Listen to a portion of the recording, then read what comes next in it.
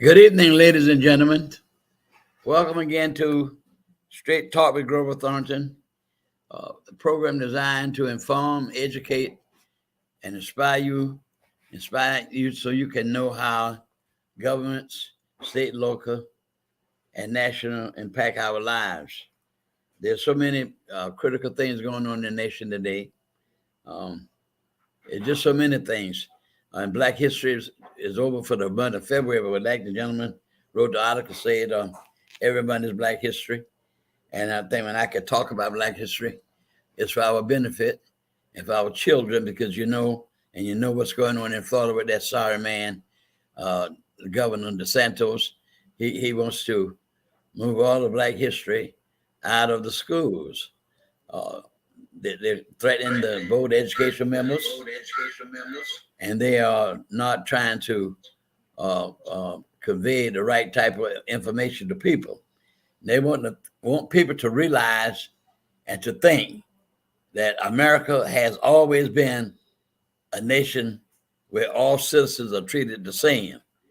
And if you look at this right here, one thing this gentleman right here, Abraham Lincoln say that this terrible condition of slavery, this monstrous condition, will have people to think that we're supposed to have a republic form of government, and that they would think that we are a bunch of hypocrites.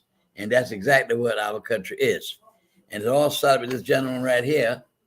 To be a citizen, I told you about him in the past, but that's Dred Scott, the gentleman that was a slave that belonged to a doctor who was a military officer.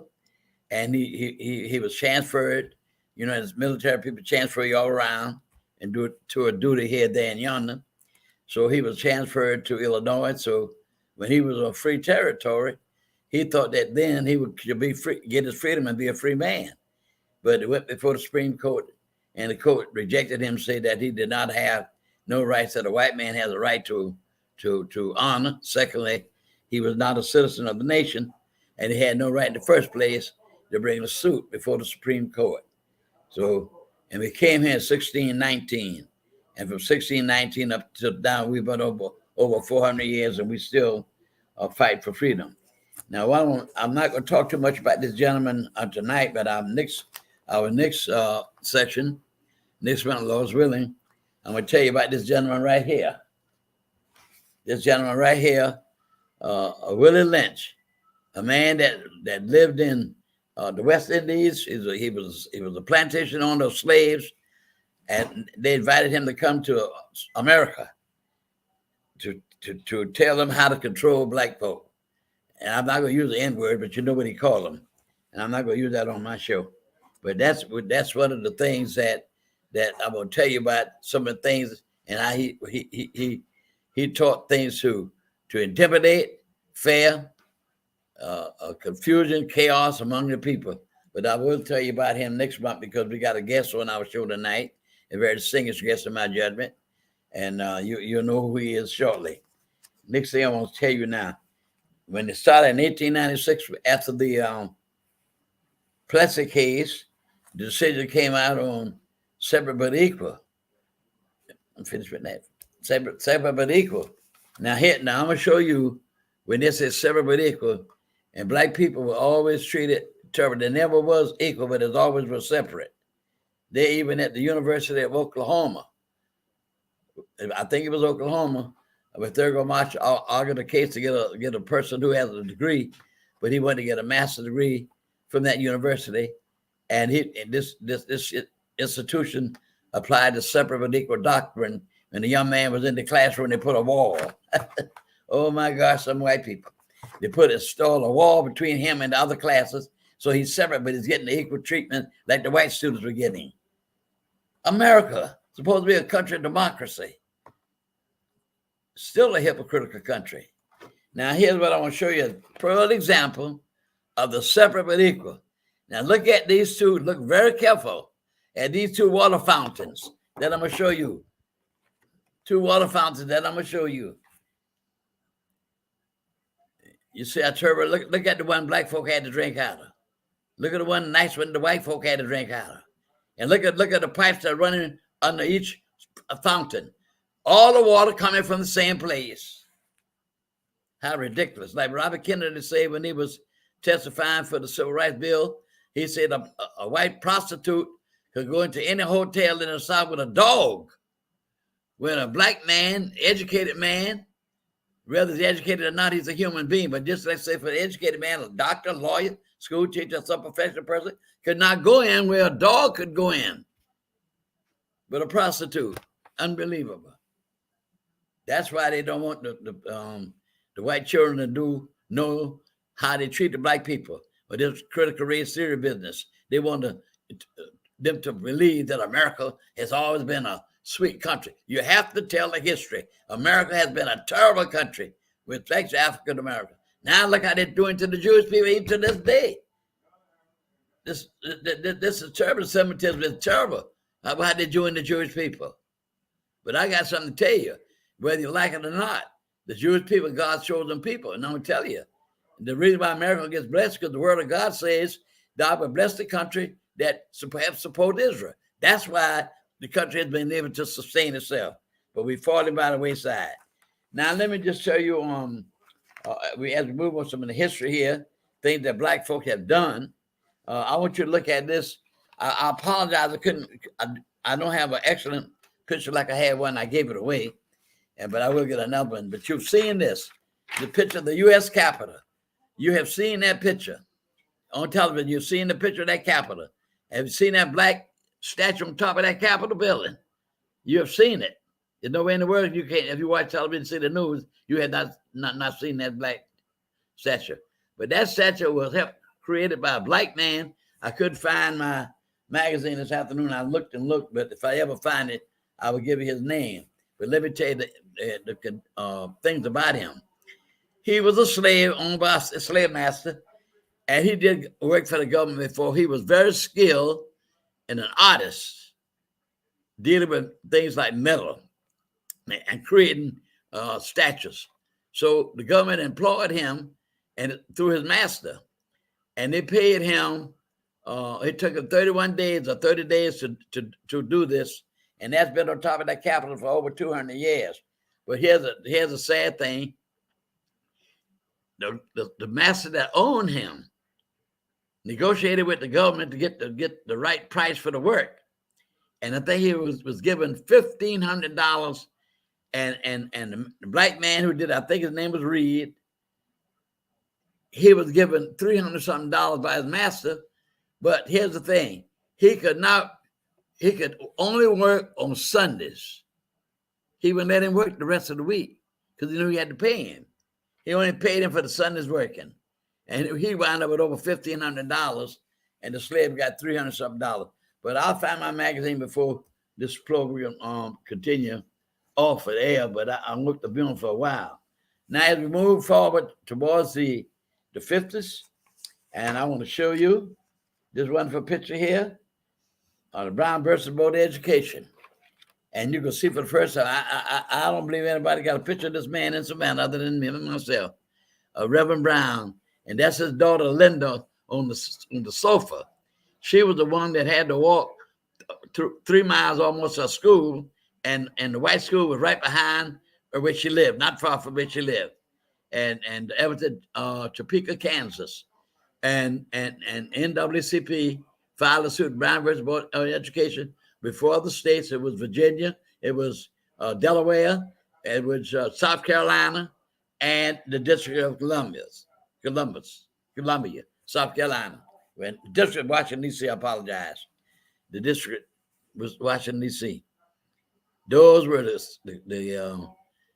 states in which, and the district, that NAACP filed a suit to integrate the schools and do away with this Plessy case of the separate but equal. And these were first thing I wanted you to look at is the gentleman that's sitting there, Earl Warren. He was Chief Justice of the United Supreme Court. And bottom of that picture, you will see a man named Davis and Thurgood Marshall, who argued the case he's the first African American on the Supreme Court. He went before the federal court, the Supreme Court, the other judges, in the federal courts 32 times and won 29 cases. Only lost 3 cases by almost a 90% rate, a percentage for arguing cases before the court. And I want to show you this here. This is the picture of all the judges. Let me just make the statement about the white gentleman, Mr. Davis. South Carolina paid him to argue the case against black people, and for South Carolina and all those other states I named, they paid him $125,000. Now that's back in the 50s. They'll be equipped maybe $1 million now, if at that time. But that's what they paid him to argue the case. And of course, Thurgood Marshall won the case. And this picture I want to show you right here, very important here, because this is the picture of all the judges of the Supreme Court at that time. Now, this second one from my left here, Hugo Black, that's the second one from my left over here. He was from Alabama. And NAACP, they really pushed Congress and the government not to seat him on the Supreme Court because he was a racist. But you see, he changed. He knew black people had given their lives to this nation from the very inception of this country. Black folk, even the American Revolution, they fought to help America to get rid of Britain. The War of 1812, Vietnam War, War II, all of them. But they did not want him on the Supreme Court. And Earl Warren was able to convince him. And how Warren got on the court, let me tell you how Warren got on the court. Had another Supreme Court justice, his name was Vance, I believe it was.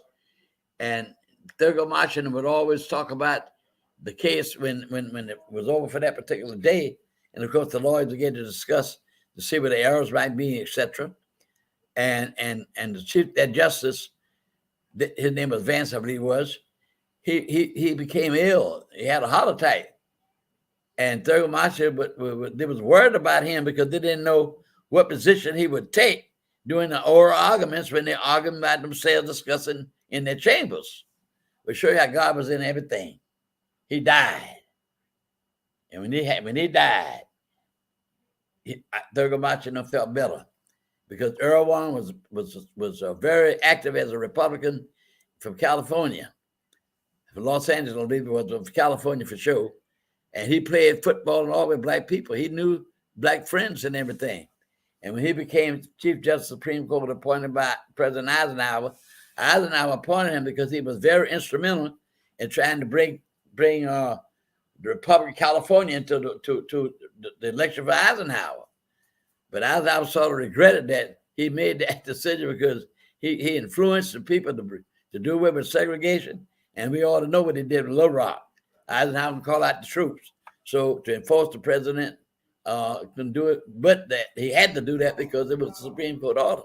And his position tells him that he must obey the court and enforce the law. He takes that when he takes that oath. So that's, I want to mention about that. Now, this lady and this gentleman here, this lady, and I've had these pictures, I want y'all to know, over 30 years or more. This lady here, she's on my left. Yes. She name is Constance Motley. She argued the case to get J.M. Merritt in the University of Mississippi. A terrible situation. Terrible. They didn't want that black man in that school. And the president had to call out the troops, President Kennedy. But let me just say this. This lady would have been the first black woman on the Supreme Court instead of Ms. Jackson, who was recently appointed. But she died. I had an opportunity to meet her. She came to Savannah to argue the case for Fred Wessels over there. Did not want black people to live in Fred Wessels. And I was in the court when she was arguing the case, a very, very fine attorney. She argued the case for the University of Georgia to get integrated. She argued the case for the University of Alabama and Mississippi. So she was very, very instrumental. Now we're moving on down now to in the late 50s. And we all know this lady right here. Thank you, ma'am. We all know that lady there, Ms. Rosa Parks. We all know her. She was the first lady that refused to give up her seat to a man. Now, I can't go along with it, period. But at least I can respect the fact they want a woman. They want her to give up seat to a man, and she would not do it. And I read an article where she said people think that that I did not get out of my seat because my feet were tired. She said, no, I sat because I paid my fare and I was entitled to the same justice as anyone else. That's why I refused to move. And here's an example when people stick together in unity, and that's what they did. And here's look at the buses. Look at them, empty. One person on the bus. They broke the bus for those 18 months or more. The bus is empty. And of course, as a result of that, you know what happened? They turned around and did what? They put Martin Luther King in jail. A lot of people have not seen those pictures, I can tell you that. That's it. That's him in jail. And look at that lady, old lady. That's the lady walking with a basket on her head. Refused to get on the bus. Those people really stuck together. And this is a picture here. That's a picture there where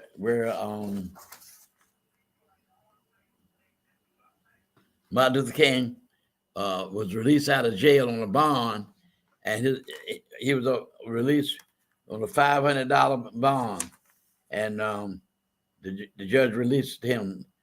Waiting on appeal, but that was eventually thrown away because the Supreme Court ruled that what they were doing, a segregation on the bus, was unconstitutional.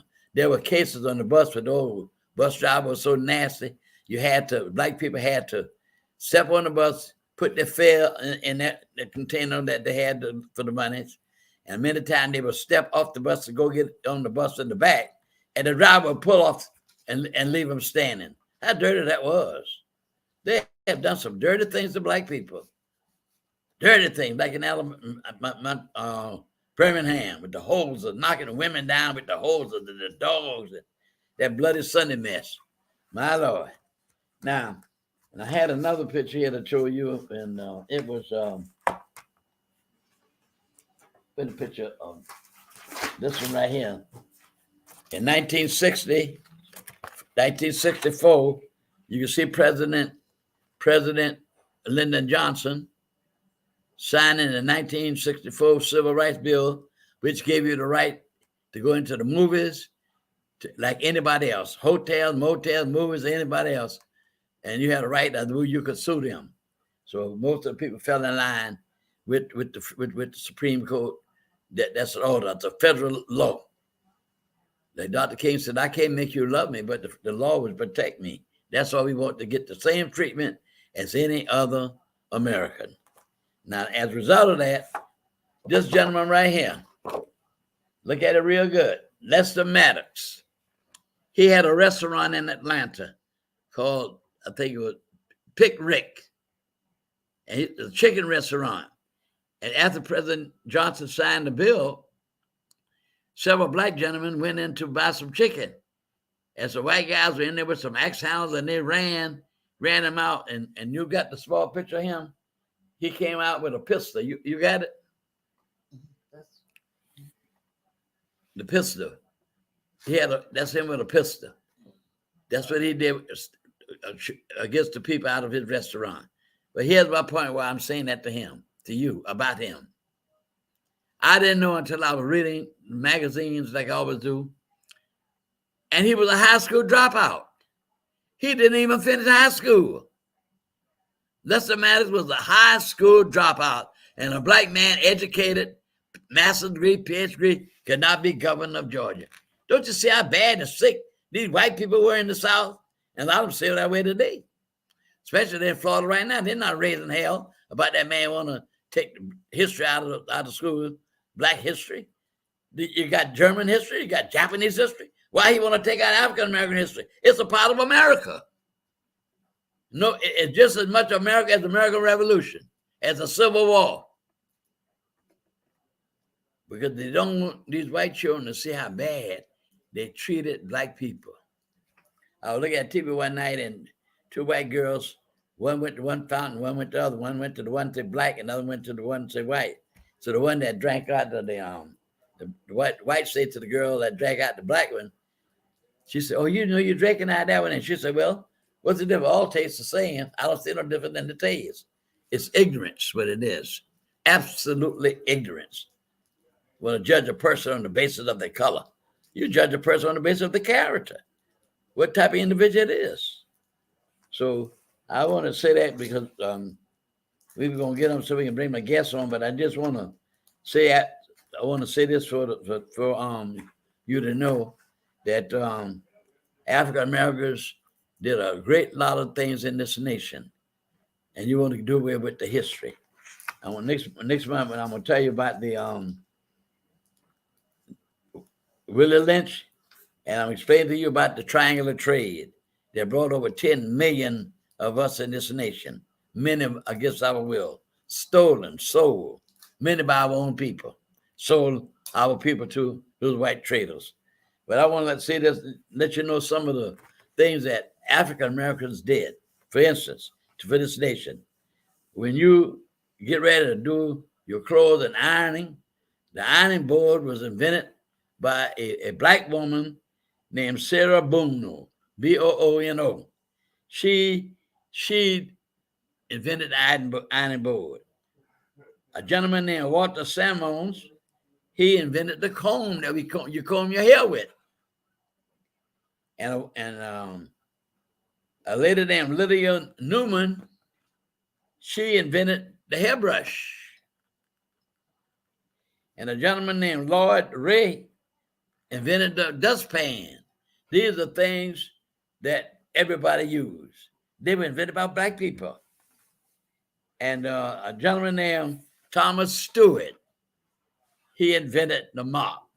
Maybe they did all those things because they got tired of doing these chores with other things. Might have been hard. We don't know. But they invented these things. And of course, Dr. Daniel Hale Williams did the first open heart surgery, a black man in this country. So these are the things that I wanted you to know what black folk did to make things better for everyone in this nation.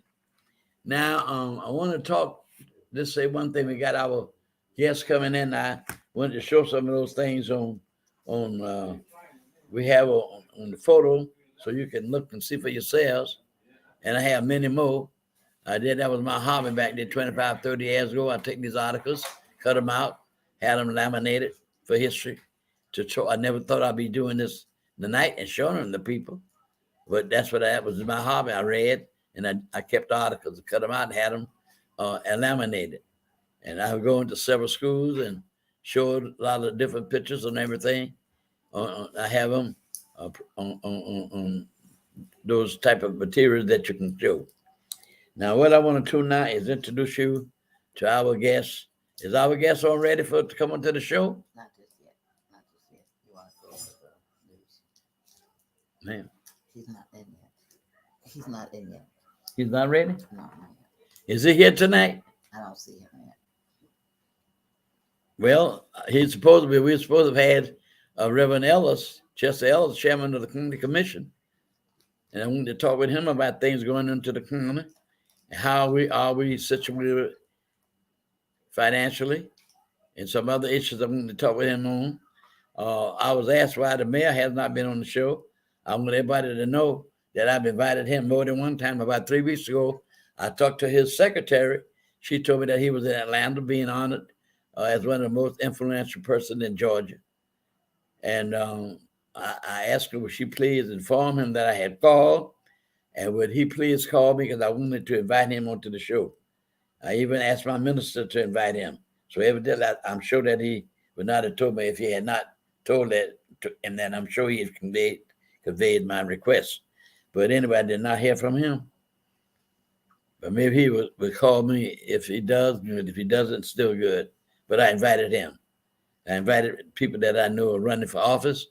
And when you run for office, you have an obligation to appear on programs to let people know how you stand on issues. that should be nomenclature for everybody. So I did my job, invited him. Now, I don't know whether Justice Ellis, I don't know what happened. They could not make the connection, you don't think? He's not on. They're trying to find out. He's not on right now. So he was supposed to have been contacted with a link to appear on the show. So I'll have to check with him to find out what happened. But we still have some more time, and so maybe we'll talk a few more minutes. I didn't know that this was going to happen. Also, I want you to look at this gentleman here. If anybody's ever had an operation, you owe that to him. Dr. Charles Drew, a black man, created a blood bank, the plasma in the blood. So you get that, the Red Cross. So I called the Red Cross a month or so, and I asked the lady, did she have a picture of Dr. Drew hanging up in the Red Cross? She said, yeah, but I'm going to find out because I'm going to go in there. Every time I go to the store around there, I keep saying I'm going, but I'm going to surprise her. I'm going to go right in there and look. And then if I don't see one, I'm going to ask, why isn't there one here? I'm sure going. If I live, I'm going to go. Sooner or later, I'm going to make a report to you about it, too. It's in there, or it's not in there. Then if it's not in there, I'm going to ask them why. Because they ought to have. He was the creator of the blood bank.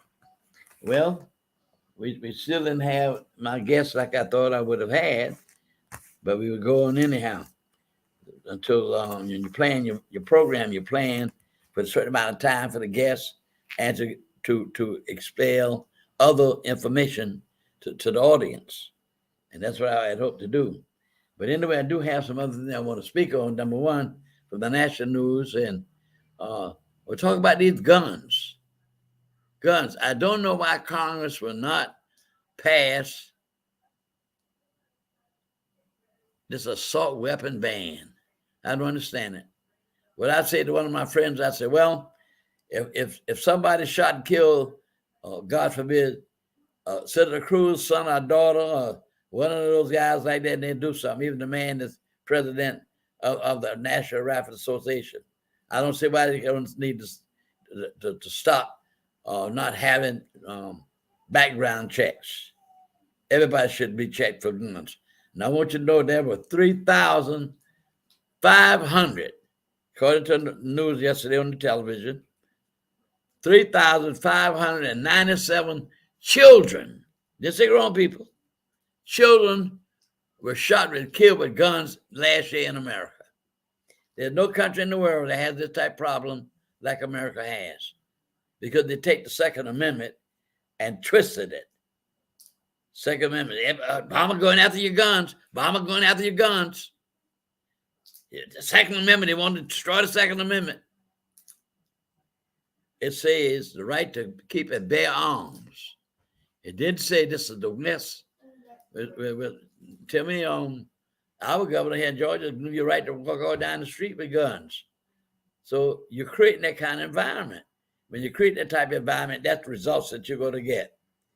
The next thing I want to talk about is we used to call it the food stamps. They don't call it anymore. It's the Supplementary Assistance Act. That's what it is. Nutrition Assistance Act. The Supplementary Nutrition Assistance Act called SNAP. Well, now they're fitting to cut that back because they did give a lot of food to people that were hungry during the pandemic. They couldn't work and all that. But we still have thousands and thousands and thousands of people in this nation below the poverty level. We have thousands and thousands and thousands of people. They got these shelters for food and everything, and banks, food banks. All this in the richest country in the world. That's what I cannot understand. And the president talked about how many million, 600, 700 billionaires, not millionaires, billionaires. A secretary rate for taxes was higher than his. Talk about the rate now. It was higher than the billionaires. 55 companies paid no taxes because they have all these sharp lawyers, financial lawyers, understand the stock market and all that type of thing. Now, let me tell you a lot of things that people don't know, and that is about the oil. The two biggest oil companies in the world, Exxon and Mobil. You know what? I don't know whether they still have this. I can't give the exact the exact figure, but this program still is in existence. When they were pumping oil, they refused to drill for more oil, because they don't drill for the oil, then they're going to make what? Demand that much more, so they get a chance to get more money when you got the demand.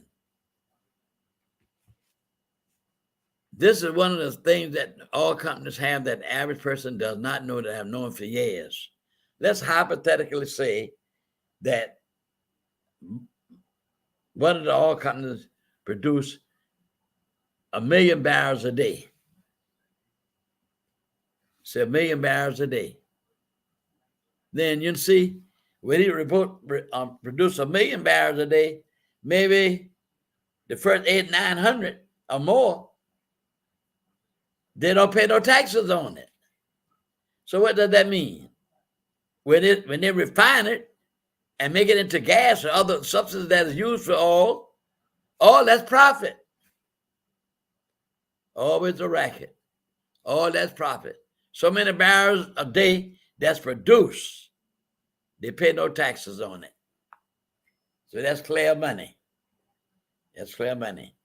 Now, when you look at the food stamps, now at the State of the Union, the president talked about the companies and all of that. He talked a great thing. And this crazy lady standing up calling the president a liar. You're a liar. You're a liar. You're a liar. She's uncouth. She has no decency. She's ignorant. You don't have to agree with the man if you want to disagree with him, but you do it in a refined manner. Let the man speak, and then if you want to respond after he speaks, that's fine. But why the man, like the man did Obama, call a man a liar? You lie. You remember that? It's awful. But all I got to say this, and if black folk had done all those type things, if Obama had done what Trump did, he'd have been in jail a long time ago. All these people are going to jail. Pride man, Proud Boys are in court right now. The Oath Keepers already been sentenced, and they're appealing 16 years. They're doing the Proud Boys right now. What did Trump say? Our Proud Boys, stand by. He did all of that. Now, the man said the other day on TV, he's going to try to play the race card in New York, because that black woman is the Attorney General of the state. She's black. And then the top man in New York, who will prosecute him, he's black. He needs to be in jail. That's where he needs to be. How would they let a man like that start a big lie? Out of 60 court cases, only one agreed with him. 61 cases. 60 people, judges, did not agree with him. No election was stolen. Even Barr, his Attorney General, what did he say? I'm not going to use the word that he said, but the filthy word that he said, but it was no fraud in the election. He lost and can't stand to lose. Now, what is he saying now? You heard him. If I win, become the president again, he'll never get in that White House again. If I get in there, he's going to what? Retribution. You know what that means? Retaliation. He's going to retaliate against all those people who did that to him. How sad. We need to see all these people during the Nixon years when the Attorney General went to jail. A lot of his men went to jail, the prison. And Trump needed to go too. He should have been in prison for what he did. Took documents to say that they belong to him. And lied. That woman signed that document saying that all the documents have been released. There are none in his residence in Florida anymore. And that was not so. So when they got the subpoena and went in and searched, they find more. And even President Biden had some, I don't know what he was thinking, that he had documents in the vice president and didn't turn them in. But it had some in his car.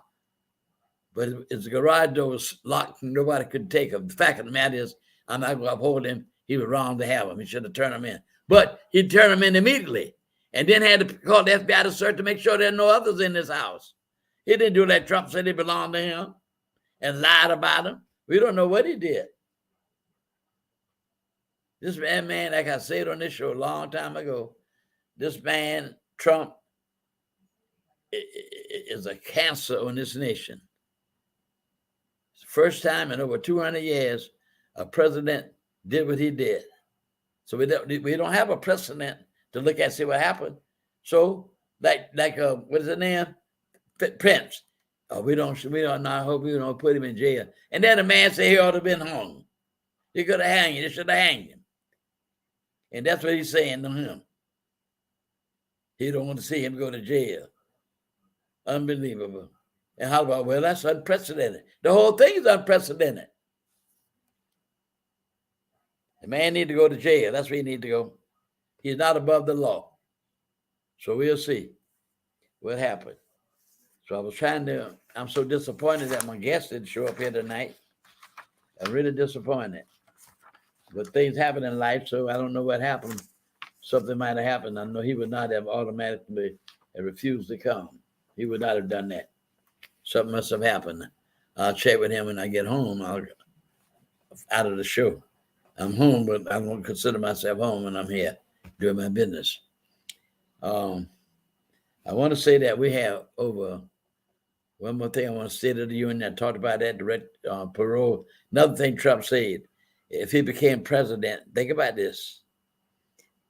He will issue a pardon for everyone that was involved in that insurrection that's been convicted. Look at that man walking through the Capitol with a big Confederate flag. Would you believe that? The judge gave him 3 years in prison. Should have been 10, no more. Can't understand. How can they allow one man to take their minds like they did? One man set up over an hour and 30 minutes while all that was going, beating the police officers with flags. One man died. Several of them were injured. Some of them, 1 or 2 of them committed suicide. 5,000 or more people coming at you. Terrible what they did to the White House. To the Capitol. And jump in the White House with not even his own daughter, son-in-law, to go down there and stop this riot. He refused. The man has a mental problem. Now, they get them for that hush money to give that woman he gave that woman $180,000 to sleep with him. Ooh, Jesus. And now he's lying. And Mr. Cohen was the one who took the money to the lady. And next week, he's supposed to be testifying before the grand jury. He was the number one man. He went to jail for a year for his part in that scheme. He lied, said he didn't know the lady. I read another day, he said he didn't know the lady. He didn't give her no money. He's one liar. He's not an example for this nation, I can tell you that. So a few more minutes, I'm going to have to call it for the night. I was looking for my guest, but as I stated, something must have happened. He's not here. So another thing I want to show you is this triangle. You know, that's a triangle. I'm going to show you how it worked during slavery. Now, this triangle was very instrumental in bringing slaves to America. The bottom part here, that's to be like New England. They would have a lot of goods, and what they would do, they would get on the boat, take these goods, and sail towards the West Indies. They would then take all these goods and have a business relationship with the people in West Indies, and they would sell their goods and trade their goods for molasses and sugar. They will bring that back to America, and they will make rum. They will make rum. Then they will sail to Africa and sell that rum and trade that rum. They bought slaves. They trade for slaves and stole slaves. And some of the only people sold them. And even today we have the people that we call Uncle Toms. They're here. They'll sell your people out for a few dollars. Okay. That comes all the time. They sell you out. And that went on for years and years and years, from the 1700s to the 1800s. And they wound up with over 10 million slaves. So when they brought so many slaves, they housed them. A lot of them rioted, and it comes to the place called the Middle Passage. That was the middle between where they were and where they had to come to America. So the stores, I'm going to use this terminology, they stored all these people until they could get them all to America. And what they did, they laid on the ships all tied together. Can you imagine that? Laying in their waist, by their waist. And when they get up, they had them to dance for exercise. And then they chained them all right back down. A lot of them fought and rioted it. A lot of them jumped over into the water. Rather be dead than going where they were going. Never knew going to another land, take them from their homeland. And that went on for years and years. And they were buying them and bringing them to America. At the terrible in the Middle Passage, we don't know how many thousands of black men killed themselves rather than be a slave. That's how that triangular trade thing went. And just went around a circle for years and years and years and years and years until you have what? At that time, over 10 million people working for nothing. And like Dr. King said in one of his speeches, these corporations, these same corporations that we have, they started way back there in the 18th century, 19th century. And they multiply their goods and monies and all of that, passed down through generations. So slaves really built the economy. We know eventually men like Carnegie and Rockefeller, the Allman Carnegie, all those people like that have built American economies. But like Dr. King said, they built these corporations on the backs of slaves. And even today, as I speak, they have their feet on poor blacks and poor whites. You don't think so? Why they raise so much hell now to give you $15 an hour? Why? You don't think you're worth that? Now, also, I didn't know till the other day, some corporates are being charged by the Labor Department. They're working children underage, cleaning up these slaughterhouses and all from animals and everything.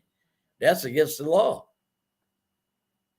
All they worry about is that almighty dollar. And I still believe, as the book I read, if Dr. King had not said anything about that Vietnam War, he'd be alive today. All the time he was marching in the street, they could have been killed him, holding arms locked with each other, walking down the middle of the street. But when he went to President Johnson, had called him in to talk with him, and please, Dr. King, please stop talking about the Vietnam War, because they were sending all the resources in the war while people starving, while people didn't have good housing, all of that. Now, for this year, the defense budget, the budget for the defense, ladies and gentlemen, is $350 billion. And I'm looking for the black lady from Chicago, from Illinois, it was from California, running for the Senate. She and other people asked the Biden administration to cut $10 billion away from the military business. Even President Eisenhower told American people in his last speech to keep an eye on the military complex. Building all these weapons, $350 billion. And they asked for this $10 billion to spread around the country to do things to upgrade people's lives, housing, education, medicine, all these things to make the lives better for the American people. But they want to spend $50 billion on weaponry. We got more weapons than we know what to do with. We got atomic bombs, we got hydrogen bombs. We got satellites. Now we're in space now. When Russia was the first person to put a person in space, a man named Yuri, he was flying all around over every country in the world. He got to drop bombs on America anywhere, anybody else. Thank God it didn't. And that's why we had to get busy and put all this money that President Kennedy says he believed that this nation ought to put a man in the moon within the next 10 years and bring him back safely to the earth. And they did that. And then we beat Russia to the moon. But the fact of the matter is, the sacrifice of people. Now they spend all this money, want to go to Mars. They don't want to take care of people here on this earth. They asked for $10 billion for education, housing, medicine for young old people, daycare, all these type things to make the lives of the American people better.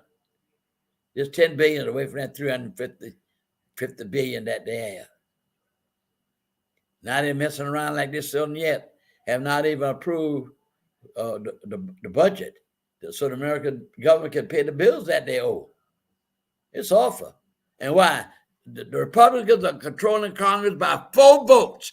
And that means a lot of y'all sat down and didn't get out and vote in these countries, these cities.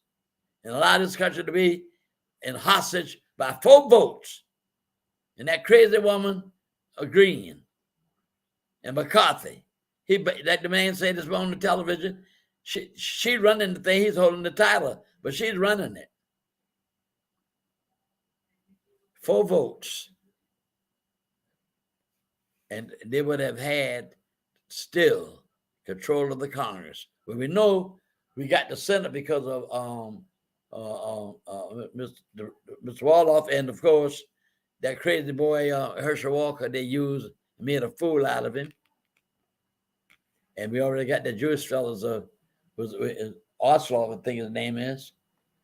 He's a senator. So we control the Senate still. And we got the vice president to sign off if it's there time and reason, but that can't be now with the Senate that we got. But the fact of the matter, we lost the Congress, the House of Representatives. That's where all, according to the Constitution, all money matters must originate in the House of Representatives. That's why they can be the way they are. But they have to pass, and the Senate got to sign too, but they got to originate in the House of Representatives. That's the Constitution. So we got all those problems to deal with. And Mr. Biden, they talk about his age, but he's done a great job. He's done a great job as president. He's done things that no other president ever done. And Republicans are just like the old man George is doing right now. They said investigation there, the investigation this, investigating there. That's all they're doing to the American people. And they turn right there and vote for him. I don't understand it. But Biden did a lot. Now you can get the insulin $35 a month, when people are paying $350 or $300 for it. A medicine that had been developed over 100 years ago, that you should have been buying it cheap. It's a shame. I have to get medicine in my eye, and my small thing on my hand. That's the size of the little bottle of the medicine is in. $85. It's a disgrace. You go to Canada, you see all these medicine, and it's 30 to 40% cheaper than in America. It's terrible. Way to rip off the American people. You heard the president speak about on your bill, they done got a little money for this, a little money for that. You need to stop all of that. Taking advantage of the American people. Taking advantage of the American people. But anyway, my time is about over now. Like I said, I regret my guest did not come because there were some questions that I needed to ask him, particularly if I went at the mayor, because we got some serious problems in the city as far as I'm concerned. And not only me, many others. And we got a critical election coming up this year. And people need to run for office. They need to stand up and defend their position. Tell us what you have done. Tell us what your aspirations are, what you hope to achieve to make lives better for the people in the city. And stand up even today, like a white gentleman said to me, to a meeting I left out of one day last year. But Mr. Thornton, I said, yes. I was at a meeting he was in.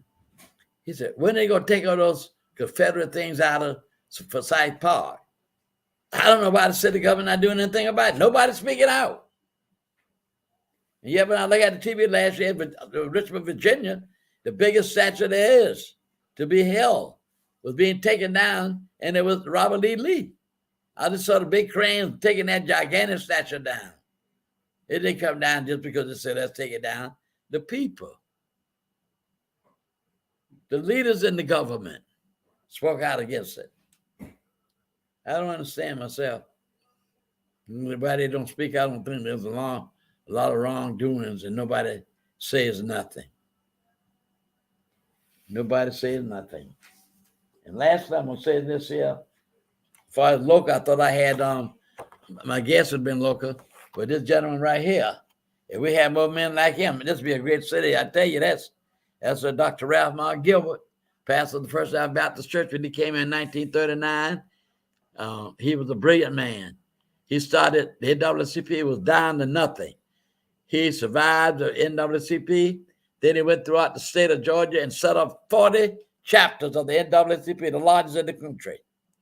And his wife, she's 101 years old in New York today. She's in the hospital sick, but she's doing much better. I called her yesterday. She's improving. She's 101 years old. She went all over Georgia getting membership for the NAACP. We could not even vote, ladies and gentlemen. That's why we need to know about our history. People need to talk about these things so you'll know. You haven't always been able to walk in a store. A Crystal or no kind of, there wasn't no Crystal, no Burger King then, but it sure had Tanner's. Sure had Tanner's down there, but it was on Drayton Street then. You couldn't go in there. Dr. Gilbert helped raise the money. We couldn't even vote. The only way you could vote is for the president in the South. He and Ms. Gilbert and NAACP set up 40 chapters, and they meet every year. They got a state conference. He did all of that. He called the first black police officer to be in Georgia, in Savannah. No wonder Dr. King said that Savannah was the most integrated place in the South. But Dr. Gilbert did a lot to do that. He raised money for what he called the Primus case. It was a minister in Columbia, South Carolina, Columbus, Georgia. Filed a suit in the federal court. And South Carolina, Georgia was tied into the area, which was the judge was in Texas. That's where the case was argued. And he had a lot to do with raising the money for it. Sure did now. And he was a dramatist with Easter players in the city. On Easter morning, nobody went to the churches. We all at the municipal auditorium. 5,000, 6,000, 7,000 buses running early in the morning to see the one-act plays. I was in a lot of the plays. They're beautiful. And we don't have no leadership like that now in Savannah. We don't have it. Nobody speaks out on nothing. You can't get nowhere when you're like that. You got to take a stand. I'm not asking anybody to recapitulate, but have some backbone. Have some backbone to speak out on issues. That's what I'm missing today. I don't know, but two people in this city speak. I'll speak out on this show, and Reverend Leonard Smalls, I got to give him credit for that. Several years ago, the man put something on the school board talking about this is your mama and all that. That man spoke out on that. And Reverend Mitchell, God bless him in his grave, he spoke out. That's why you got the Martin Luther King berets right now hitting the holiday night because he took the leadership along with the organization, the Ministerial Alliance. I got to say that, and I got to give those men credit. But I'm talking about somebody speaking out. And that's what we need to have. So many things going wrong in here. So like those people, the superintendent understands she's leaving in June, but I thought she had a 2-year contract. I was shocked when I heard that. But white folk coming down there all the time raising hell with that woman.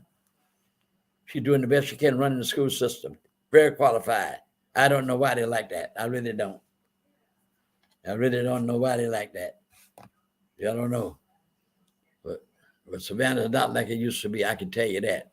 We got to take people. We got to get out. We got to keep voting. We just can't sit down and don't take a stand on things that are happening.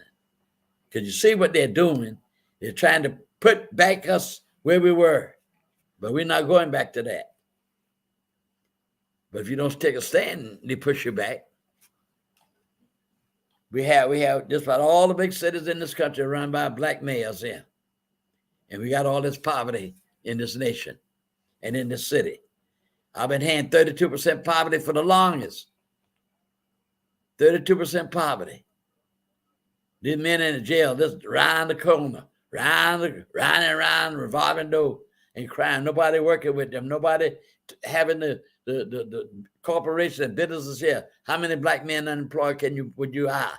Get them and train them in the prison for working. The Bible says a man don't work, you don't eat. That's not my words, in the word of God. But we got to have help. And that's why I'm trying to tell people what we need to do in this city to make it better for our people. And we got to do something about our young people. The churches have no Sunday schools no more. Parents are not doing their job. But God hold you responsible. I want you to know that, parents. They used to say on the TV sometimes, it's 10 o'clock. Do you know where your children are? Do you know where they are? That don't happen no more. Getting hold of guns and killing, and it's awful. So we got to be better than with our people. We got to train our people. We got to let them know about God. We got to send them to church. They don't do it. Church is empty for the churches on Sunday. But how the church is going to go reproduce and be for the next generation? Everybody dying out, and you got nobody to take their places. Well, anyway, I just want to express myself. I thank God for how I'm going on 90 years old, and I ain't going to never stop. I've been working with this community since I was 17. And we had all these powerful people, Thurgood Marshall, Dr. King, I just told you, but Ms. Motley, all these wonderful people. Not to mention in Atlanta, Dr. Dennis, Dr. Howard, I believe his name, powerful man in Atlanta. And John Wesley Dobb, big Mason man. All the people I met, all the people inspired me. They inspired me. Mr. Law, Mr. Gaston, all of them inspired me. When I was a young man, Reverend Stell, first county commission. So we had to fight. And that because we worked together as a people in this city. Now, there's so much chaos going on in city government. Why is that deep? Had to work together. Unity. All right, ladies and gentlemen, I've said my say tonight. And I hope that you've enjoyed the show. I'm not a perfect man, but I try to bring everything best I could. I believe in speaking. I believe in my people. And believe in educating our children. They're trying to wreck us. Don't want our history to be told. How ridiculous that is. You can't whitewash that. What's been done has been done. Try to move forward from it. Like Mr. Farrakhan said, no, you didn't do this to us.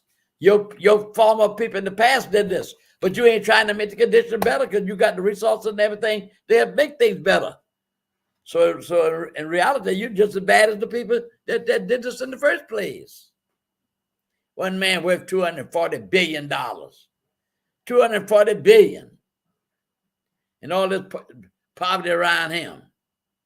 You'll die and leave every bit of it here.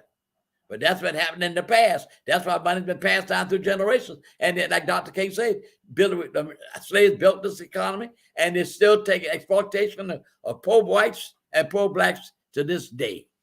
And that is the truth. So I thank you, ladies and gentlemen, as we come to the end of our program tonight. And I want to say we're living in a world where we want everyone to have equality of opportunity, and we keep working to become a reality. Because when it does, the future generations will be the beneficiary of all our struggle and all of our work. Thank you for listening.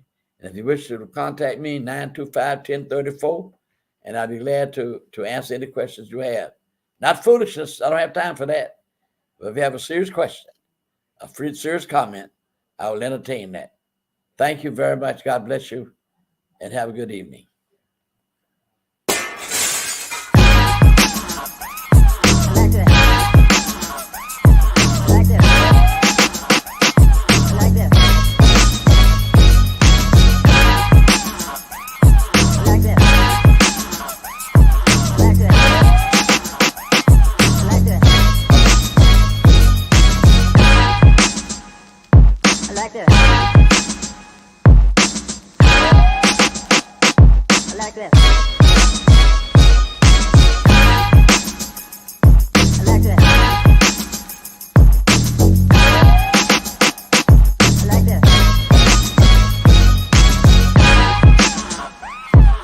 like this.